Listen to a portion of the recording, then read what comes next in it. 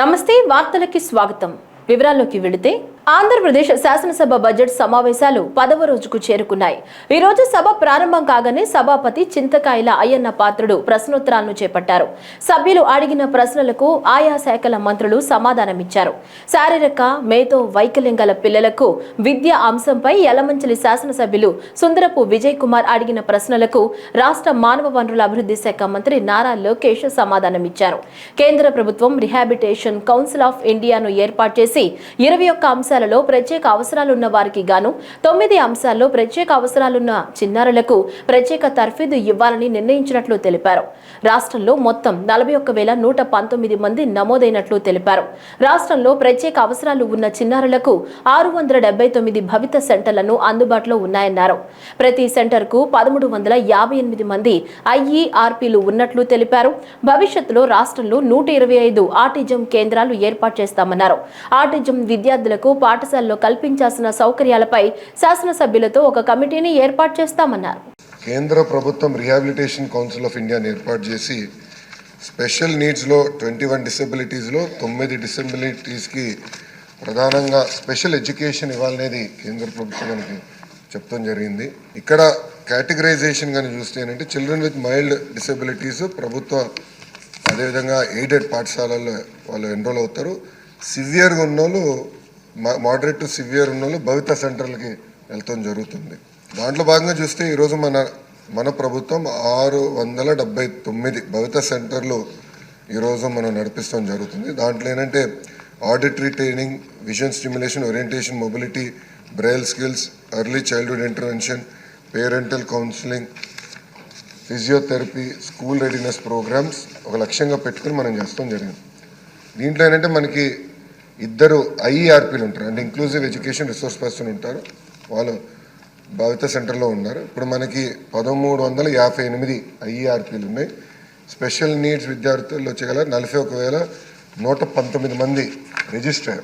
PAB 25-26 అంటే కేంద్ర ప్రభుత్వం ఇచ్చిన నిధుల్లో ఇంకొక 125 ఆటిజం సెంటర్స్, అంటే 1 సెంటర్ పర్ మున్సిపాలిటీ లెవెల్ ప్రతిపాదిస్తాం జరిగింది.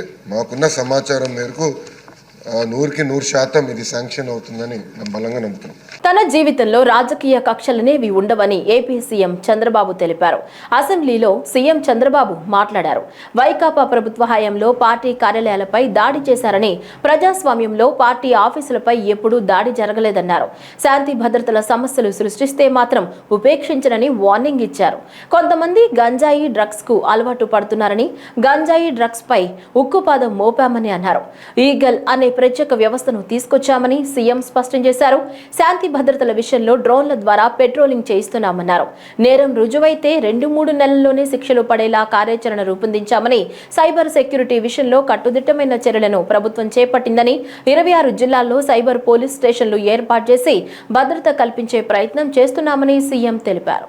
ఈరోజు సోషల్ మీడియాను మనం చూస్తున్నాం. విచ్చలవిడితనం వచ్చింది. క్యారెక్టర్ అసాసినేషన్ జరిగే పరిస్థితి వస్తుంది. ఆడబిడ్డలు తలెత్తుకొని తిరగలేని పరిస్థితి వస్తా ఉంది. ఇది మంచి సాంప్రదాయం కాదు. నాకు చాలా సంతోషం, అసెంబ్లీలో బూతులు లేవు. ఇప్పుడు అసెంబ్లీ అంతా కూడా సబ్జెక్ట్స్ పైన చర్చించే పరిస్థితికి వచ్చాం. ఆ 5 సంవత్సరాలు అసెంబ్లీలో బూతులు మాట్లాడడం, బయటంతా భయంకరంగా ఉండడం, ప్రజాస్వామ్యం పూర్తిగా అపహాస్యం కాబడింది. అలాంటి అన్ని పోయే పరిస్థితికి వచ్చాయి. ఈ రోజు మళ్ళీ రాష్ట్రంలో ఒకటే విజ్ఞప్తి చేస్తున్నాం. ఎవరైనా సరే ఆడబిడ్డల పైన అత్యాచారాలు చేసి తప్పించుకోవాలంటే ఈ ప్రభుత్వంలో వీలు కాదు. అదే చివరి రోజు అవుతుందని మరొకసారి హెచ్చరిస్తున్నాం. చాలా కఠినంగా చెప్తున్నాం. ఇంకా కొంతమంది అక్కడక్కడ చూస్తున్నారు, ఆకతాయిలు ఉన్నారు, ఇష్టానుసారంగా ప్రవర్తిస్తున్నారు. వారందరికీ కూడా ఒక మెసేజ్ పోవాల్సిన అవసరం ఉంది. నేను ఒకప్పుడు ఒక మెసేజ్ ఇచ్చాను. ఈ రాష్ట్రంలో లా అండ్ ఆర్డర్ మెయింటైన్ చేయాలి. తీవ్రవాద సమస్య పరిష్కారం కావాలి. మత విద్వేషాలు లేని రాష్ట్రంగా మత సామరస్యాన్ని పెంచాలి. ముఠా నాయకులందరినీ ఒకటే మెసేజ్ ఇచ్చాను. తరతరాలుగా మీరు ముఠాలకు పాటుపడుతున్నారు. కుటుంబాలు లేకుండా పోయే పరిస్థితి వస్తా ఉంది. ఇంక ఈ రాష్ట్రంలో జరగడానికి వీలు లేదని ఆ రోజు కూడా చాలా స్పష్టంగా కంట్రోల్ చేశాం. రౌడీలకు ఒక మెసేజ్ ఇచ్చాం. ఈ రాష్ట్రంలో రౌడీ అనేవాడు ఉండడానికి వీలు లేదు. ఈ రాష్ట్రం మీకు సహకరించదు. అలాంటి వాడు ఉంటే ఈ రాష్ట్రాల నుంచి పారిపోవడం బెటర్ అని చెప్పి కూడా హెచ్చరించా. ఇప్పుడు కూడా చెప్తున్నా, ఎవరైనా సరే రౌడీజం చేసి మళ్ళా తప్పించుకుంటామంటే అలాంటి వాళ్ళని ఎట్టి పరిస్థితుల్లో వదిలిపెట్టమని అసెంబ్లీ సాక్షిగా హెచ్చరిస్తున్నారని కూడా నంద్యాల జిల్లా ఆళ్లగడ్డ నియోజకవర్గంలోని సిరివెళ్ల రుద్రవరం మండలాల వారీగా తెలుగు గంగా కాలువ ప్రవహిస్తున్నప్పటికీ ఉప కాలువలు పంట కాలువలు లేకపోవడంతో వ్యవసాయ భూములకు సాగునీరు అందటం లేదనేది వాస్తవమేనని రాష్ట్ర జలవనరుల శాఖ మంత్రి డాక్టర్ నిమ్మల రామానాయుడు తెలిపారు. శాసనసభ ప్రశ్నోత్తరాల సమయంలో నంద్యాల జిల్లాలో తెలుగు గంగా కాలువ అంశంపై ఆళ్లగడ్డ శాసనసభ్యురాలు భూమా అఖిల ప్రియ అడిగిన ప్రశ్నకు మంత్రి సమాధానమిస్తూ 56,842 ఎకరాలకు నీరు అందాల్సి ఉండగా పనులు పూర్తి కాకపోవడంతో సమస్యలు తలెత్తుతున్నాయన్నారు. ఈ సమస్యలను త్వరలోనే పరిష్కరిస్తామని తెలిపారు. యాక్చువల్గా 56,842 ఎకరాలకి ఆలగడ్డ నియోజకవర్గంలో నీరు అందవలసినటువంటి స్థితిలో ఈ యొక్క 27% పనులు పూర్తి కాకపోవడం వల్ల ప్రస్తుతం మరి 24,852 ఎకరాలకి నీరు అందనటువంటి మాట వాస్తవమే అధ్యక్ష. ఎందుకంటే ఈ యొక్క 24,852 ఎకరాలకు కూడా డిస్ట్రిబ్యూషన్ సిస్టమ్ అనేది ఖచ్చితంగా డెవలప్ చేయవలసినటువంటి పరిస్థితి ఉంది అధ్యక్ష. అందుకే ఈరోజు మళ్ళీ మేము అధికారంలోకి వచ్చిన తర్వాత ఏదైతే ఇరిగేషన్ డిపార్ట్మెంట్ నుంచి ఈ యొక్క సిస్టమ్ మీద రివ్యూ చేసుకున్నప్పుడు మరి పర్టికులర్గా ఇంకా ఈ 24,852 ఎకరాలకి సాగునీరు అందించాలని అంటే ల్యాండ్ ఎక్విజిషన్కి సంబంధించి ఒక 15 ఎకరాల వరకు కూడా ఇంకా సేకరించవలసినటువంటి పరిస్థితి ఉంది అధ్యక్ష. అదేవిధంగా ఏదైతే మైనర్ కెనాల్స్కి సంబంధించి 1.7 కిలోమీటర్స్, అదేవిధంగా సబ్ మైనర్ కెనాల్స్ సంబంధించి 32.225 కిలోమీటర్లు, అంటే మొత్తంగా 33.925 కిలోమీటర్లు ఇంకా ఈ యొక్క మైనర్ అండ్ సబ్ మైనర్ కెనాల్స్ని ఇంకా తవ్వవలసి ఉంది. ఇంకా స్ట్రక్చర్స్ కూడా నిర్మాణం చేయవలసి ఉంది. అందుచేతే ఈ యొక్క 27% బ్యాలెన్స్ పనులు ఏవైతే ఉన్నాయో అవి పూర్తి చేస్తేనే 24,000 ఎకరాలకి సాగునీరు అందుతుంది. కాబట్టి గౌరవ మరి సభ్యులు చెప్పినటువంటి విధంగా మరి మేము కూడా దీని మీద ఎస్టిమేషన్స్ కూడా తయారు చేయమని బ్యాలెన్స్ పనుల కోసం సంబంధిత మా ఇంజనీరింగ్ అధికారులు కూడా ఆదేశించడం జరిగింది. మరి దగ్గర ఒక 100 కోట్ల రూపాయల వరకు కూడా ఈ బ్యాలెన్స్ పనులు పూర్తవ్వాలని అంటే అవసరం అవుతుందని చెప్పి ప్రాథమికంగా వాళ్ళు కూడా మరి ఎస్టిమేషన్స్ తయారు చేయడం జరుగుతుంది అధ్యక్ష.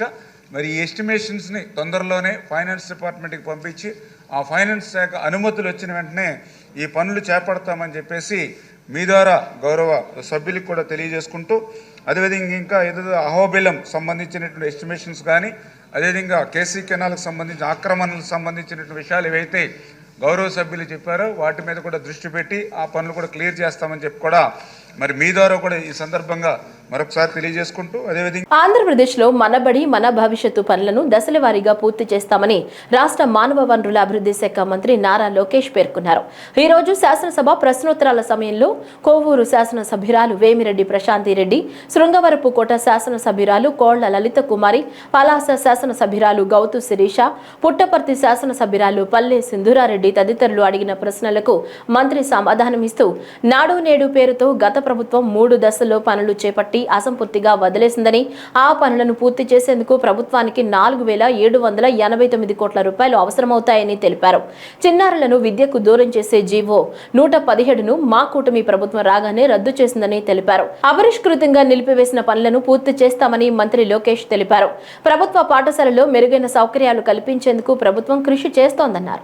గత ప్రభుత్వము ఫేజ్ 1, ఫేజ్ 2 కింద అండ్ ఫేజ్ 3 కింద అనేక పనులు ప్రారంభించడం జరిగింది. దాంట్లో భాగంగా మీరు చూస్తే కనీసం ఫేజ్ 1 కూడా పూర్తి చేయాల, ఫేజ్ 2 కూడా అనేక పనులు పెండింగ్ పెట్టారు అధ్యక్ష. ఈ 2 పూర్తి చేసేదానికి సుమారుగా 4,789 కోట్ల రూపాయలు మన ప్రభుత్వానికి అవసరం ఉంటుంది అధ్యక్ష. ఇదంతా చూసిన తర్వాత ఫస్ట్ నేను అనుకుంది, ఎందుకంటే ఈ కుటుంబీ ప్రభుత్వం ఏర్పడడానికి ప్రధానమైన కారణం కూడా మనం 117 జియో రద్దు చేస్తామని చెప్తాం జరిగింది. ఎందుకంటే విద్య అనేది పిల్లలకి దూరం అవుతుంది, మళ్ళీ ప్రాథమిక విద్య తీసుకురావాలన్న ఆలోచనతో ఆ ఫోకస్ కి వెళ్దామనే లక్ష్యంతో ఉన్నాం అధ్యక్ష. దాంట్లో భాగంగా ముందర జియో 117 కి ఆల్టర్నేటివ్ తీసుకురావాలి. అది చూసుకున్న తర్వాత ఎక్కడ ఇన్ఫ్రాస్ట్రక్చర్ అవసరం ఉందో అది బేస్ చేసుకుని ఇన్ఫ్రాస్ట్రక్చర్ బిల్డ్ చేయాలనే లక్ష్యంతో మన ప్రభుత్వం ఉంది అధ్యక్ష.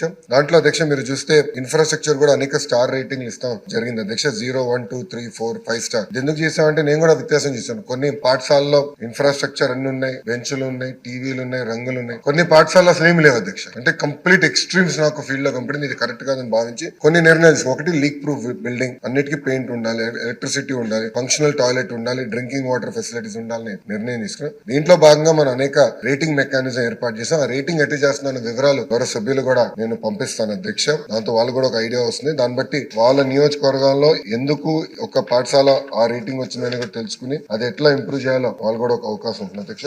ఇప్పుడు వాస్తవంగా అధ్యక్ష అన్ని ప్రభుత్వ పాఠశాలల్ని మనం 5 స్టార్స్ రేటింగ్ తీసుకురావాలి. సుమారుగా ఈ రోజున SSR రేట్ ప్రకారం 13,526 కోట్ల రూపాయలు అవసరం ఉంది అధ్యక్ష. సో ఇదేదో ఒక్క రోజులో చేసేస్తాం, ఒకేసారి అయిపోతుంది అనుకుంటాం, ప్రమాదకరం. చేయలేము అధ్యక్ష. అది ఒక రోజు అయ్యే పని కాదు. అందరం కలిసికట్టుగా పని చేస్తే ఒక 5 నుంచి 7 సంవత్సరాలు పడుతుంది అధ్యక్ష. ఇక్కడ నేను గౌరవ సభ్యులందరినీ కూడా ఏంటంటే మనం కూడా ప్రభుత్వ పాఠశాలల్ని దత్తత తీసుకుని లోకల్ CSR నిధులు కానివ్వండి, ఇతర వేరే కార్యక్రమాల ద్వారా నిధులు జతపరిచి ఈ ప్రభుత్వ పాఠశాలని ఇన్ఫ్రాస్ట్రక్చర్ ని ప్రధానంగా ఇంప్రూవ్ చేయాలని గౌరవ సభ్యులందరినీ కోరుతున్నా అధ్యక్ష. 2028 నాటికి రాజధాని అమరావతి నిర్మాణం పూర్తి చేస్తామని రాష్ట్ర పురపాలక శాఖ మంత్రి పి నారాయణ తెలిపారు. శాసనసభ ప్రశ్నోత్తరాల సమయంలో రాజధాని అమరావతి అంశంపై విజయవాడ పశ్చిమ శాసనసభ్యులు యలమంచిలి సత్యనారాయణ చౌదరి అడిగిన ప్రశ్నకు మంత్రి సమాధానమిస్తూ రాజధానికి 64,721 కోట్ల రూపాయల వ్యయం అవుతుందన్నారు. అభివృద్ధి చేసి ప్లాట్లను రైతులకు అప్పగిస్తామన్నారు. చంద్రబాబు నాయుడుపై నమ్మకంతో రైతులు భూములిచ్చారన్నారు. గత ప్రభుత్వం రాజధాని అంశంపై ప్రజలను అయోమయానికి గురి చేసిందన్నారు. దేశంలోనే తొలి 5 అగ్ర రాజధానుల్లో అమరావతి ఉండాలని ఆకాంక్షిస్తున్నట్లు తెలిపారు. రాజధానిలో ప్రధాన రోడ్లను 2 ఏళ్లలో పూర్తి చేస్తామన్నారు. 2015 జనవరి 1 ల్యాండ్ పుల్లింగ్ నోటిఫికేషన్ ఇచ్చాం అధ్యక్ష. 2015 ఫిబ్రవరి 28వ తేదీ అర్ధరాత్రి, అంటే 58 రోజుల్లో ఒక్క లిటిగేషన్ కూడా లేకుండా 34,000 ఎకరాలు ముఖ్యమంత్రి గారి మీద నమ్మకంతో రైతులు ఇచ్చారు. అంటే ఇక్కడ మంచి రాజధాని కడతారు, వాళ్ళ యొక్క భూములకు కూడా విలువ వస్తుంది అనేదంతా. కానీ గత ప్రభుత్వం దాన్ని నిర్వహణ చేసి మొత్తం స్పాయిల్ చేసిన విషయం వాస్తవం అధ్యక్ష. అందుకనే ఈ ప్రభుత్వం రంగానే వెంటనే రాజధాని నిర్మిస్తారని ముఖ్యమంత్రి గారు చెప్పటం, దాని మీద ఉన్న అనేక హర్డిల్స్, దాదాపు ఈ 7 నెలలు 8 నెలలు ఆ హర్డిల్స్ అని ఓవర్కమ్ అయ్యి ఈరోజు యాక్చువల్గా టెండర్లన్నీ పిలిచాం అధ్యక్ష. వారు అడిగిన దాంట్లో యాక్చువల్గా ఏంటంటే మొదటి పరిస్థితులు ఇంకా డీటెయిల్గా చెప్పాలంటే వరల్డ్ బ్యాంకు, ADB బ్యాంకు 13,400 కోట్లు యాక్చువల్గా శాంక్షన్ చేసింది అధ్యక్ష. KFW బ్యాంకు 5,000 కోట్లు ఇవ్వడానికి ముందు వచ్చింది. పబ్లిక్ సెక్టర్ కంపెనీస్ హట్కో 11,000 కోట్లు ఓకే చేసింది. స్టేట్ గవర్నమెంట్ నుంచి లెటర్ కూడా నేను వెళ్ళిపోయింది అధ్యక్ష.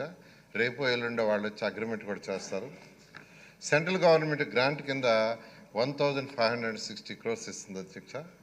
అది కాకుండా ల్యాండ్స్ మార్టిగేజ్ చేయటం, లీజు అమ్మటం వల్ల బ్యాలెన్స్ అమౌంట్ తీసుకోవటం, నేషనల్ మరియు ఇంటర్నేషనల్ మార్కెట్లో తక్కువ రేట్ ఆఫ్ ఇంట్రెస్ట్కి లోన్స్కి ప్రయత్నిస్తున్నాం అధ్యక్ష. ఆ విధంగా యాక్చువల్గా డిఫరెంట్ ఏజెన్సీస్ నుంచి ఈ యొక్క అమరావతి క్యాపిటల్ సిటీ కంప్లీట్ చేయడానికి తీసుకుంటాం అధ్యక్ష. ఇది 3 సంవత్సరాల్లో కంప్లీట్ చేయడానికి ప్లాన్ చేసాం. ఆ విధంగా టెండర్లు కూడా పిలిచాము. ట్రంక్ రోడ్స్ అంటే మెయిన్ రోడ్స్ ఉంటాయి అధ్యక్ష. 165 అడుగుల వెడల్పు, 185 అడుగుల వెడల్పు రోడ్స్ ఉంటాయి. అవి 2 సంవత్సరాలు పూర్తవుతాయి అధ్యక్ష, మెయిన్ రోడ్స్. ఆంధ్రప్రదేశ్ ప్రాచీన పత్ర భాండాగారానికి పూర్వ వైభవం తీసుకొస్తామని రాష్ట్ర మానవ వనరుల అభివృద్ధి శాఖ మంత్రి నారా లోకేష్ తెలిపారు. శాసనసభ ప్రశ్నోత్తరాల సమయంలో పూర్వపు ఆంధ్రప్రదేశ్ ప్రాచీన పత్ర భాండాగారం అంశంపై అవనిగడ్డ శాసనసభ్యులు మండలి బుద్ధ ప్రసాద్ అడిగిన ప్రశ్నలకు మంత్రి సమాధానమిచ్చారు. ఆంధ్రప్రదేశ్ పునర్వ్యవస్థీకరణ తరువాత 1769 నుంచి 1953 వరకు ఆంధ్ర రాష్ట్రానికి సంబంధించిన రికార్డులు రాష్ట్రానికి వచ్చాయని తెలిపారు. 2 కాపీలు ఉన్న రికార్డుల్లో ఒక కాపీ పూర్తిగా రాష్ట్రానికి అప్పగించారని పేర్కొన్నారు. అయితే ఒక కాపీ ఉన్న అంశాలపై ఆంధ్రప్రదేశ్, తెలంగాణ అధికారులు చర్చిస్తున్నట్లు తెలిపారు. ఇందుకు సంబంధించి బడ్జెట్లో నిధులు కేటాయించామని, అవసరమైతే కార్పొరేట్ సామాజిక బాధ్యత కింద నిధులు సేకరిస్తామని తెలిపారు. రాజధాని అమరావతిలో సెంట్రల్ లైబ్రరీ ఏర్పాటు చేసేందుకు కృషి చేస్తున్నామన్నారు. 1769 నుంచి 1953 వరకు ఆంధ్ర రాష్ట్రానికి సంబంధించిన రికార్డ్స్ అని మనకు వస్తూ జరిగింది. 15 కేటగిరీ రికార్డులు ఉంటే దాంట్లో 7 కేటగిరీలు మనకి ఇస్తాం కూడా జరిగింది అధ్యక్ష. ఎక్కడైతే 2 కాపీలు ఉన్నాయో ఒక కాపీ మనకి ఇచ్చేశారు. ఎక్కడైతే ఒక్క కాపీ ఉందో అది ఇరు రాష్ట్రాలు కూర్చుని, అధికారులు కూర్చుని అది ఎట్లా విభజించాలనే దానిపైన ఇంకా కొంచెం డిస్కషన్ జరగాల్సిన అవసరం ఉంది. అది మనం తీసుకుని డిజిటల్ కాపీ వాళ్ళకి ఇస్తామా, లేదంటే వాళ్ళు తీసుకుని మనకి డిజిటల్ కాపీ ఇస్తారని దానిపైన ఇంకా కొంచెం చాలా వర్క్ చేయాల్సిన అవసరం ఉంది అధ్యక్ష. అంతేకాకుండా అధ్యక్ష, నేను ఎవరో సభ్యులు అడిగారు అధ్యక్ష, మన బడ్జెట్లో కూడా అడిగాము, పోరాడాం, నిధులు కేటాయించుకున్నాం. నేను అదే సెక్రటరీ గారు కూడా నేను చెప్పాను, ఇది చాలా సీరియస్గా తీసుకోవాల్సిన అవసరం ఉంది. అవసరమైతే సిఎస్ఆర్ నిధులు తీసుకొచ్చే బాధ్యత నేను తీసుకుంటాను. మళ్ళీ పూర్వ వైభవం మళ్ళీ తీసుకొద్దామని గౌరవ మన సెక్రటరీ గారు కూడా నేను తెలుపుతాం జరిగింది అధ్యక్ష. దీంట్లో అధ్యక్ష డిజిటైజేషన్ కూడా మనం పెద్ద ఎత్తున చేపట్టాల్సిన అవసరం ఉంది. ఇప్పుడు మనం చూస్తే అధ్యక్ష రెంటెడ్ ప్రిమిసెస్ అంటే ఒక టెంపరీ భవనాల్లో మనం ఏర్పాటు చేసుకుని 24,347 స్క్వేర్ ఫీట్ భవనంలో ఇది ఏర్పాటు చేస్తాం జరిగింది. అక్కడనే మొత్తం ఈ రికార్డ్స్ అన్ని కూడా మెయింటైన్ చేస్తాం జరుగుతుంది అధ్యక్ష. నేను మంత్రి అయిన తర్వాత గౌరవ ముఖ్యమంత్రి గారు నేను అడిగాను, మనకి సెంట్రల్ లైబ్రరీ లేదు, సో రాజధాని ప్రాంతంలో సెంట్రల్ లైబ్రరీ ఏర్పాటు చేసేదానికి భూమి కేటాయించాలని గౌరవ ముఖ్యమంత్రి గారిని కోరాను. గౌరవ మంత్రి నారాయణ గారు కూడా ఇక్కడ ఉన్నారు కనుక ముఖ్యమంత్రి గారు ఒప్పుకున్నారు, నారాయణ సార్ కూడా ఒప్పుకున్నారు. దానికి అక్కడనే సెంట్రల్ లైబ్రరీలోనే ఆర్కేస్ కూడా సెపరేట్ ఫోకస్ పెడతాం జరుగుతుంది అధ్యక్ష. రాష్ట్రంలో అపరిష్కృతంగా ఉన్న అంగన్వాడీ భవనాలను పూర్తి చేస్తామని రాష్ట్ర మహిళా శిశు సంక్షేమ శాఖ మంత్రి గుమ్మిడి సంధ్యారాణి తెలిపారు. శాసనసభ ప్రశ్నోత్తరాల సమయంలో అంగన్వాడీ భవనాలపై పలువురు సభ్యులు అడిగిన ప్రశ్నలకు మంత్రి సమాధానం ఇచ్చారు. రాష్ట్రంలో 12,496 అంగన్వాడీ భవనాలు మంజూరు కాగా 6,161 భవనాలు పూర్తయ్యాయని, వీటికి 421 కోట్ల రూపాయలను చెల్లించినట్లు తెలిపారు. ఇక 3,154 కేంద్రాల్లో పనులు వివిధ దశల్లో ఉన్నాయని, 3,100 భవనాల నిర్మాణాలను ప్రారంభించాల్సి ఉందని తెలిపారు. నిధులు విడుదల కాగానే వాటిని కూడా పూర్తి చేస్తామని తెలిపారు. టోటల్గా ఉన్నటువంటి అంగన్వాడీ సెంటర్స్ మనకు శాంక్షన్ అయ్యేవి 12,496 అధ్యక్ష. అయితే అవి 6,161 పూర్తయ్యాయి అధ్యక్ష. వాటికి పేమెంట్ కూడా అయిపోయింది అధ్యక్ష. 421 కోట్ల రూపాయలు పేమెంట్ చేశాం అధ్యక్ష. అలాగే 3,154 అంగన్వాడీ సెంటర్స్లో వివిధ దశల్లో ఉన్నాయి అధ్యక్ష. వాటికి ఇప్పటికీ 111 కోట్లు పేమెంట్ చేశాం అధ్యక్ష. ఇంకా బిల్లులు అయితే పెండింగ్లో ఉన్నాయి అధ్యక్ష. అలాగే 3,181 ఇంకా స్టార్ట్ చేయలేదు అధ్యక్ష. వివిధ కారణాల వల్ల, అక్కడ స్థలం లేకపోవడం లేకపోతే ఏదో కారణాల వల్ల శాంక్షన్ కాలేదు అధ్యక్ష.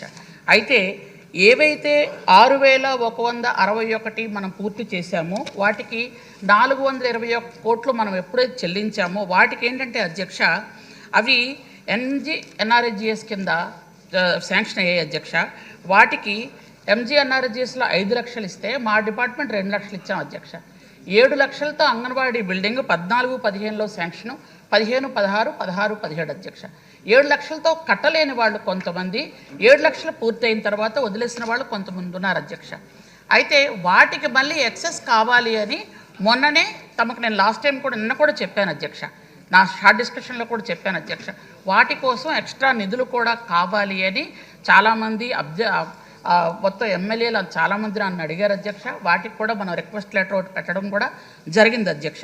అయితే ఏవైతే నాబార్డ్లో అదే మనం అనుకుంటున్నటువంటి ఈ నాబార్డ్లో ఏవైతే శాంక్షన్ అయ్యాయి RIDFలో నాబార్డ్లో వాటికి మాత్రం 12 లక్షలు శాంక్షన్ అయ్యాయి అధ్యక్ష ఒక్కొక్క సెంటర్కి. అవి మాత్రం పూర్తి చేశారు అధ్యక్ష. కార్మికుల భద్రతకు ప్రభుత్వం అధిక ప్రాధాన్యత ఇస్తోందని రాష్ట్ర కార్మిక శాఖ మంత్రి వాసంశెట్టి సుభాష్ అన్నారు. 54వ జాతీయ భద్రతా వారోత్సవాల ముగింపు సందర్భంగా విజయవాడలో ఏర్పాటు చేసిన భారీ ర్యాలీని ఎన్టీఆర్ జిల్లా కలెక్టర్ లక్ష్మీ షాతో కలిసి మంత్రి ప్రారంభించారు. ఈ సందర్భంగా వారు మాట్లాడుతూ పరిశ్రమలకు ప్రభుత్వం అన్ని విధాలా సహకరిస్తుందన్నారు. కార్మికుల భద్రత పట్ల యాజమాన్యాలు బాధ్యతగా వ్యవహరించాలని సూచించారు.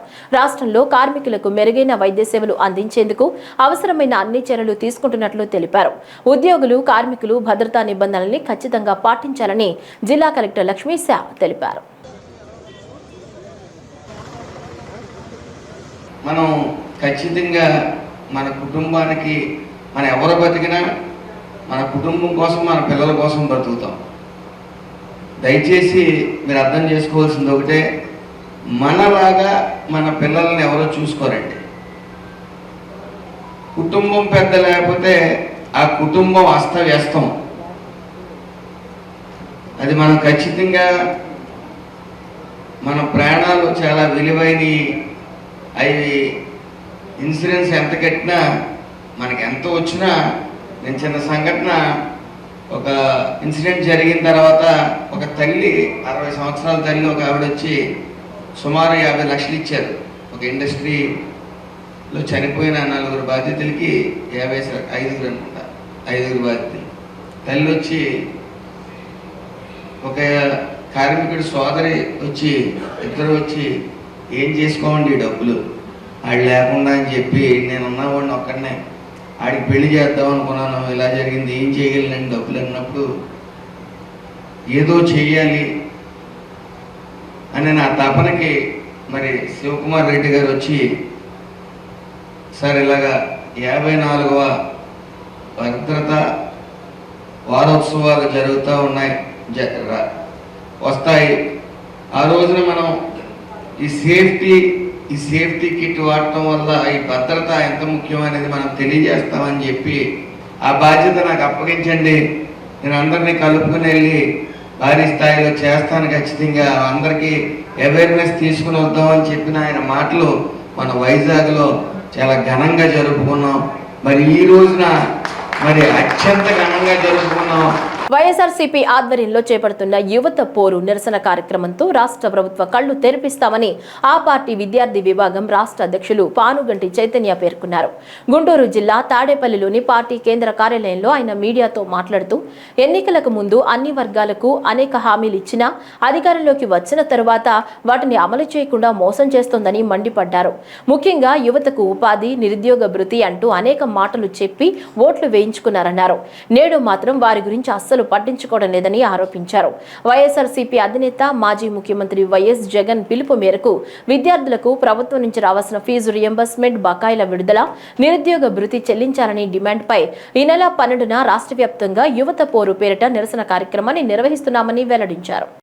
ఆదేశాల మేరకు యువత పోరు అనే మార్చి 12వ తారీఖున పెద్ద ఎత్తున అన్ని జిల్లా కేంద్రాల్లో కలెక్టర్ ఆఫీసులకి, కలెక్టర్ గారికి మెమరాన్ ఇచ్చే కార్యక్రమం తీసుకోవడం జరిగింది. ఈరోజు కూటమి ప్రభుత్వం అధికారం వచ్చిన కానుంచి ప్రజా సంక్షేమాన్ని వదిలేసి కేవలం కక్ష సాధింపు చర్యలే పాలనగా కొనసాగుతూ ఉంది.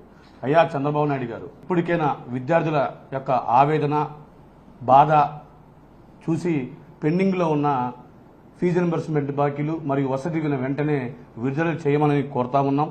అంతేకాకుండా ఫీజు రింబర్స్ అందక ఒక పక్క పిల్లలు అటు సర్టిఫికేట్ లేక అటు ఉద్యోగాలు వెళ్ళలేక ఎంతోమంది విద్యార్థులు ఇబ్బందులు పడతా ఉన్నారు.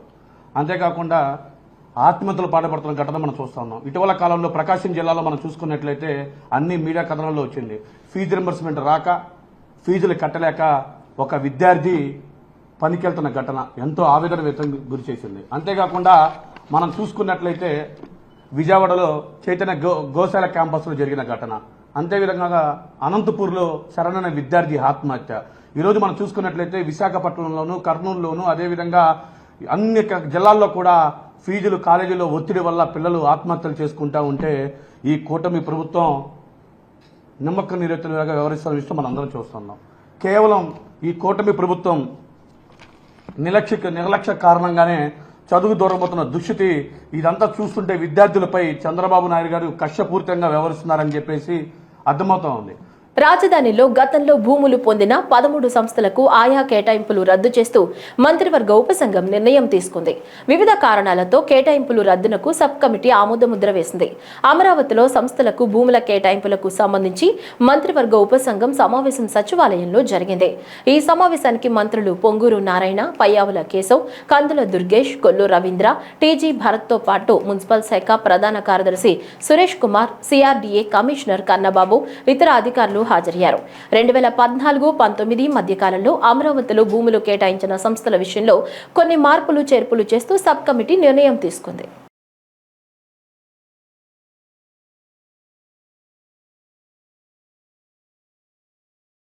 రాష్ట్రంలో అసంపూర్తిగా ఉన్న ఇళ్ల నిర్మాణాలకు 3,300 కోట్ల రూపాయలను విడుదల చేసేందుకు ప్రభుత్వం నిర్ణయించింది. మొత్తం 6,16,000 మందికి ఈ నిధులు అందనున్నాయని, ఈ మేరకు ఉత్తర్వులను జారీ చేసినట్లు రాష్ట్ర గృహ నిర్మాణ, సమాచార, పౌర సంబంధాల శాఖ మంత్రి కొలుసు పార్థసారథి ఒక ప్రకటనలో తెలిపారు. ఇప్పటికే గృహాలను మంజూరు చేసిన లబ్ధిదారులకు ఈ అదనపు ఆర్థిక సహాయం వర్తిస్తుందన్నారు. దీనికి తోడు స్వయం సహాయక బృందాల సభ్యులకు 0 వడ్డీపై 35,000 వరకు రుణ సౌకర్యాన్ని కల్పించడం జరుగుతుందన్నారు. పశ్చిమ గోదావరి జిల్లా పాలకొల్లు పట్టణంలో అభివృద్ధి పనులతో పాటు రానున్న వేసవిలో తాగునీటి ఎద్దడి నివారణపై తీసుకోవాల్సిన చర్యలపై అధికారులతో చర్చించామని రాష్ట్ర జలవనరుల శాఖ మంత్రి డాక్టర్ నిమ్మల రామానాయుడు తెలిపారు. పాలకొల్లులో మంత్రి మాట్లాడుతూ మున్సిపాలిటీ అభివృద్ధి పనుల్లో జాప్యం జరిగినా నాణ్యతా ప్రమాణాలు లోపించినా ఉపేక్షించేది లేదని స్పష్టం చేశారు. అలాంటి వారిపై చర్యలు తీసుకుంటామన్నారు. వచ్చే ఏడాది జూన్ నాటికి ఎన్టీఆర్ టిడ్కో గృహాలను పూర్తి చేసి లబ్ధిదారులకు అప్పగించేలా ముందుకెళ్తున్నామని మంత్రి నిమ్మల వివరించారు. పాలకొల్లు మున్సిపల్కి సంబంధించినటువంటి పనుల నిమిత్తం తెలుగుదేశం, జనసేన, బీజేపీ ప్రజాప్రతినిధులకు సంబంధించి ఈరోజు అధికారులతో కూడా ఒక రివ్యూ కూడా నేను నిర్వహించడం జరిగింది. ఏదైతే అంబేద్కర్ భవన్ దగ్గర నుంచి, ఎందుకంటే ఎంతో కష్టపడి మేము నిర్మాణం చేస్తే గత 5 సంవత్సరాల్లో కనీసం రంగులు వేయడం కూడా మానేసినటువంటి ప్రభుత్వం గత ప్రభుత్వం మళ్ళీ అంబేద్కర్ భవన్కి మళ్ళీ పూర్వపు వైభవం తీసుకొచ్చేటువంటి విధంగా పనులు ప్రారంభించడం దగ్గర నుండి, ఏదైతే గౌడ సెట్టిబల్జీ భవనంకి ఆల్రెడీ 3 కోట్ల రూపాయల నిధులు మంజూరు చేశాం, వాటిని టెండర్ల ప్రక్రియ దగ్గర నుంచి, ఏదైతే ముస్లిం షాదీఖానా పనుల నిమిత్తం దగ్గర నుండి, అదేవిధంగా పర్టికులర్గా మరి వెంకటరాజు గుప్తా ఎన్టీఆర్ కళాక్షేత్రం, నారా చంద్రబాబు నాయుడు ఉద్యానవనం, అబ్దుల్ కలాం హెల్త్ పార్క్, కైలాస వనం ఏదైతే బరిల్ గ్రౌండ్ ఉందో మరి వీటి అభివృద్ధి పనులను కూడా ఈరోజు సమీక్షించడం జరిగింది. దీంతో పాటుగా ఏదైతే క్రిస్టియన్ బరియల్ గ్రౌండ్ 27వ వార్డులో ఉందో ఆ పనులను కూడా త్వరితగతంగా దానికి సంబంధించిన సర్వే పూర్తి చేసి ఆ డిజైన్స్ని కూడా ఏజెన్సీని కూడా ఫిక్స్ చేయమని చెప్పేసి కూడా అధికారులకు ఆదేశాలు ఇచ్చి ఈ పనులన్నింటినీ కూడా టెండర్ల దశలు ఏవైతే ఉన్నాయో అవన్నీ కూడా పూర్తి చేయాలని చెప్పి కోరుతూ, మరీ పర్టికులర్గా ఏదైతే టిడ్కో ఇళ్ళు ఏదైతే ఉన్నాయో ఆ పనులను కూడా వేగవంతం చేసి రేపు జూన్ కల్లా, మరి నారాయణ గారు కూడా చంద్రబాబు నాయుడు గారు కూడా హామీ ఇచ్చారు, రేపు జూన్ కల్లా ఆ యొక్క టిడ్కో ఇళ్ళు మ్యాక్సిమం పూర్తి చేసి ఆ యొక్క లబ్ధిదారులు ఎవరైతే ఉన్నారో వాళ్ళకి అందజేయాలని ఏదైతే చెప్పారో ఆ లక్ష్యం అనుగుణంగా ఆ పనులు కూడా పూర్తి చేసేటువంటి విధంగా ఆ టిడ్కో అదేవిధంగా L&T అధికారులతో కూడా ఈరోజు రివ్యూ చేసి వాళ్ళకు కూడా ఒక వర్క్ షెడ్యూల్ ఇచ్చాం. ఒంటరిగా ఉన్న మహిళల్ని టార్గెట్ చేస్తూ చైన్ స్నాచింగ్ కు పాల్పడుతున్న 2 చైన్ స్నాచింగ్ దొంగలను అరెస్టు చేయడం జరిగిందని SDPO Atal Devaraj Manisha, Kakinada rural CI Chaitanya Krishna పేర్కొన్నారు. ఈ సందర్భంగా మీడియా సమావేశం ఏర్పాటు చేశారు. ఆ వివరాలు ఇప్పుడు చూద్దాం.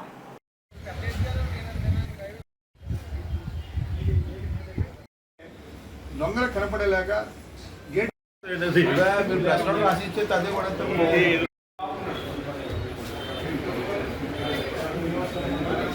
స్నాచింగ్ చేసేటప్పుడు ఎవరైతే ముద్దాయిలు ఉన్నారో వారు నైట్ టైం చేయడం జరిగింది, చీకటి ప్రాంతంలో చేయడం జరిగింది. అదేవిధంగా మొహానికి మాస్కులు ధరించి చేయడం జరిగింది. వాళ్ళని గుర్తుపట్టడం చాలా కష్టం ఆ టైంలో. ఈ కెమెరా ఆధారంగానే అతని బాడీ ఫీచర్స్ ఇవన్నీ చూసి కెమెరాలు అక్కడికి నియర్ బై ఉన్న కెమెరాల నుంచి కలెక్ట్ చేసుకున్న ఆధారాల ద్వారానే వీళ్ళని పట్టుకోవడం జరిగింది.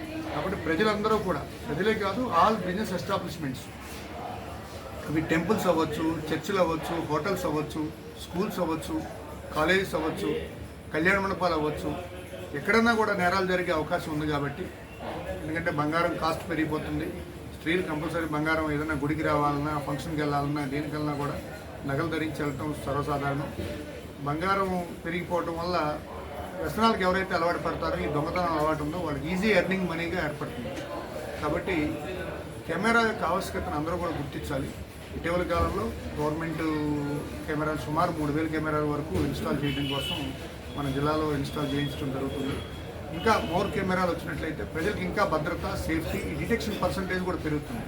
కాబట్టి మేము మీడియా ముఖంగా తెలియజేసేది ఏంటంటే, ఈ సీసీ కెమెరాల ఆవశ్యకతను ప్రజలందరూ గుర్తించి ప్రతి స్కూల్ దగ్గర, ప్రతి కాలేజ్ దగ్గర, అట్లానే ప్రతి బిజినెస్ ఎస్టాబ్లిష్మెంట్స్ అంటే షాపులు అవ్వచ్చు, అలానే హోటల్స్ అవ్వచ్చు, కళ్యాణ మండపాలు అవ్వచ్చు, లార్జ్ అంటే చర్చిలు అవ్వచ్చు, వీటన్నిటి దగ్గర కూడా లార్జ్ నెంబర్ ఆఫ్ గ్యాదరింగ్ ఎక్కడైతే ఉంటుందో అక్కడ కెమెరాలు ఏర్పాటు చేసుకోవాలి. కాలనీస్ ఉంటున్నాయి చాలా చోట్ల, కాలనీ వాసులు అందరూ కలిపి ఒక కెమెరా పెట్టుకోవాలి. ఆ కాలనీలో ఎగ్జిట్ అంటే వచ్చే దారి, వెళ్ళిపోయే దారి, 2-3 దారులు ఉంటాయి.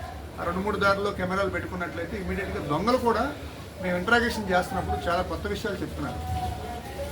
ఎక్కడైతే సీసీ కెమెరాలు ఉంటున్నాయో ఆ ఏరియాకి దొంగలు వెళ్ళట్లేదు. ఆచార్య నాగార్జున విశ్వవిద్యాలయంలో బీఈడీ ప్రశ్నాపత్రం లీకేజ్ వ్యవహారంలో నిందితులను పెదకాకాని పోలీసులు అరెస్టు చేశారు.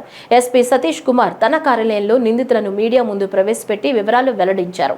వివేకానంద కళాశాల కరెస్పాండెంట్ A1 రఫీ, A2 A3గా ఉన్న నిందితులు సురేష్ స్వర్ణరాజ్తో కలిసి క్వశ్చన్ పేపర్ని సామాజిక మాధ్యమాల ద్వారా లీక్ చేశారన్నారు. ఈ కేసులో 10 మందిని అరెస్టు చేశామన్నారు.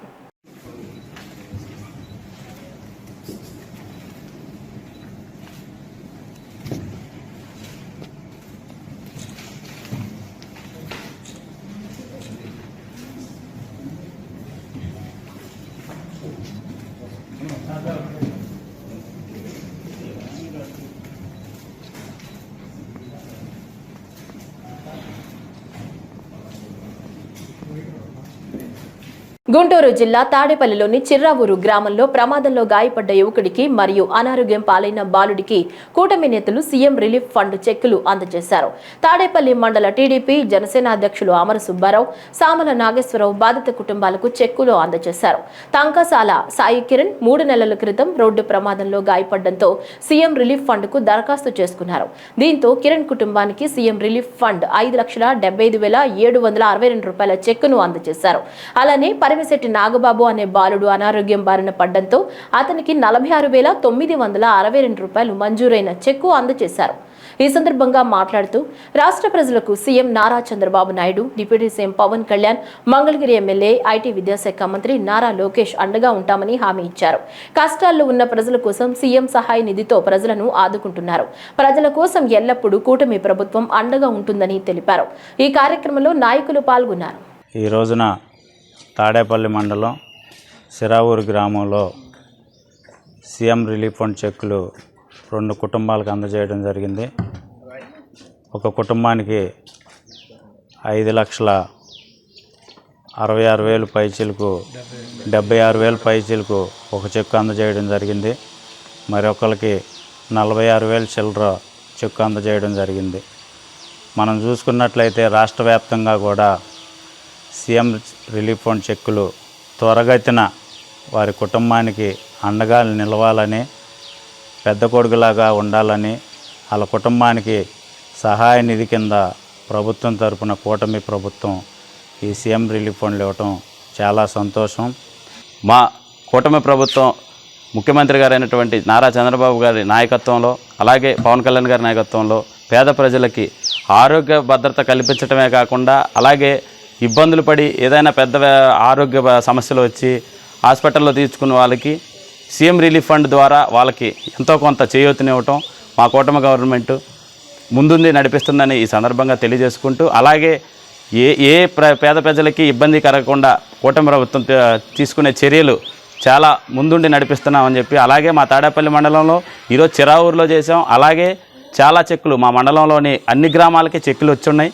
ఇవన్నీ కూడా మా నాయకులు పంపిణీ చేస్తారని ఈ సందర్భంగా తెలియజేసుకుంటూ సెలవు తీసుకుంటున్నాను. కాకినాడ జిల్లా పిఠాపురం నియోజకవర్గం చిత్రాడ గ్రామ సమీపాన ఉన్న ఎస్బీఐ ప్రైవేట్ వెంచర్లో 14వ తేదీన జరగబోవు జనసేన ఆవిర్భావ సభకు జరుగుతున్న ముమ్మర ఏర్పాట్లు జరుగుతున్నాయి.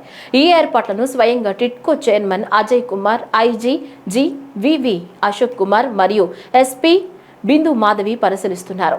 సభకు వచ్చిన నాయకులకు, కార్యకర్తలకు, అభిమానులకు ఎలాంటి అసౌకర్యం కలగకూడదని ఎస్పీకి ఐజీ అశోక్ కుమార్ ఆదేశాలు జారీ చేశారు.